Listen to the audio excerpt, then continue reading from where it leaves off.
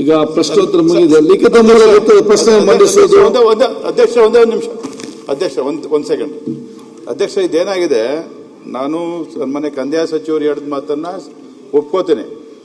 ಆದ್ರೆ ಹಳ್ಳಿಲಿ ಏನಾಗಿದೆ, ಹಿಂದೆ ಏನು ಗ್ರಾಮ ಠಾಣೆಗಳಿತ್ತು, ಗ್ರಾಮ ಠಾಣದ ವ್ಯಾಪ್ತಿ ಮೀರಲಿಲ್ಲ.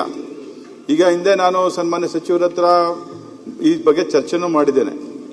ಜೊತೆಗೆ ಗ್ರಾಮೀಣಾಭಿವೃದ್ಧಿ ಸಚಿವರ ಜೊತೆಲೂ ಚರ್ಚೆ ಮಾಡಿದ್ದೇನೆ.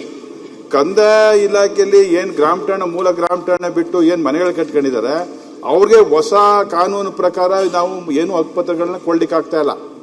ಈಗ ಅವರು ಒಂದ್ ಕಡೆ 94C 94D ವ್ಯಾಪ್ತಿಗೆ ಬರಲ್ಲ, ಸ್ವಂತ ಜಮೀನು.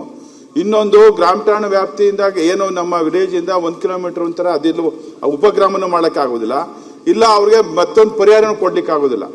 ಇದು ಯಾವ್ದಾದ್ರು ಒಂದು ಸೀಮಿತವಾದಂತಹ ಸಮಯದಲ್ಲಿ ಅದು ಪರಿಹಾರ ಆಗ್ಲಿಲ್ಲ ಅಂತ ಹೇಳಿದ್ರೆ ಆ ಸಮಸ್ಯೆ ಶಾಶ್ವತವಾಗಿ ಉಳ್ಕೊತಾ ಹೋಗ್ತದೆ. ಸ್ವಾತಂತ್ರ್ಯ ನಂತರ ಚರ್ಚೆ ಯಾಕೆ?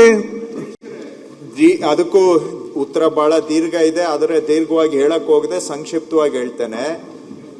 ಯಾರು ಕ್ರಯಪತ್ರ ಮಾಡಿ ಖರೀದಿ ಮಾಡ್ಕೊಂಡಿದ್ದಾರೆ, ಗ್ರಾಮ ಠಾಣಾ ಹೊರಗಡೆ ಇದ್ದಾರೆ, ಅವ್ರಿಗೆ ಬಿ ಖಾತಾ ಕೊಡೋದ್ರ ಮುಖಾಂತರ ಅವ್ರಿಗೆ ಒಂದು ಪರಿಹಾರ ಕೊಡ್ತಾ ಇದ್ದೇವೆ. ಅದು ಕೂಡ ಒನ್ ಟೈಮ್. ಇನ್ನು ಮುಂದೆ ಆ ರೀತಿ ಯಾರು ಮಾರಾಟ ಮಾಡ್ಲಿಕ್ಕೂ ಆಗೋದಿಲ್ಲ, ಖರೀದಿ ಮಾಡ್ಲಿಕ್ಕೂ ಆಗದಂಗೆ ನಾವು ಬಂದ್ ಮಾಡಿದ್ದೇವೆ. ಹಿಂದೆ ಖರೀದಿ ಮಾಡ್ಕೊಂಡ್ಬಿಟ್ಟಿದ್ದಾರೆ, ಕನ್ವರ್ಷನ್ ಇಲ್ಲ, ಪ್ಲಾನ್ ಅಪ್ರೂವಲ್ ಇಲ್ಲ, ಕೃಷಿ ಭೂಮಿಯಲ್ಲಿ ಲೇಔಟ್ ಮಾರಿದ್ದಾರೆ. ಕ್ರಯಪತ್ರ ಇದ್ರೆ ಅವ್ರಿಗೆ ಬಿ ಖಾತಾ ಕೊಡ್ತೇವೆ ಪಂಚಾಯಿತಿಯಲ್ಲಿ ಮತ್ತು ಮುನ್ಸಿಪಾಲಿಟಿಯಲ್ಲಿ. ಕ್ರಯಪತ್ರ ಇಲ್ಲದೆ ಹೋದ್ರೆ ಅದನ್ನ 94D ಒಳಗಡೆ ಸೇರಿಸ್ಕೊಂಡು ಮಾಡಿ. ಸೊ ಇವೆರಡಕ್ಕೂ ಕೂಡ ಒಂದಕ್ಕೆ ಒಂದು ಸೊಲ್ಯೂಷನ್, ಇನ್ನೊಂದು ಪರಿಸ್ಥಿತಿಗೆ ಮತ್ತೊಂದು ಸೊಲ್ಯೂಷನ್. ಕ್ರಯಪತ್ರ ಇಲ್ಲದೆ ಇದ್ರೆ ಅದನ್ನ ದಾಖಲೆ ರಹಿತ ವಸತಿ ಪ್ರದೇಶ ಅಂತ ಪರಿಗಣಿಸಿ ಅದನ್ನ ಈ 38A ಅಥವಾ 94D ಕೆಳಗಡೆ ತಗೊಂಡು ಮಾಡಿ ಅಂತ ನಾನು ಸೂಚನೆ ಕೊಟ್ಟಿದ್ದೇನೆ.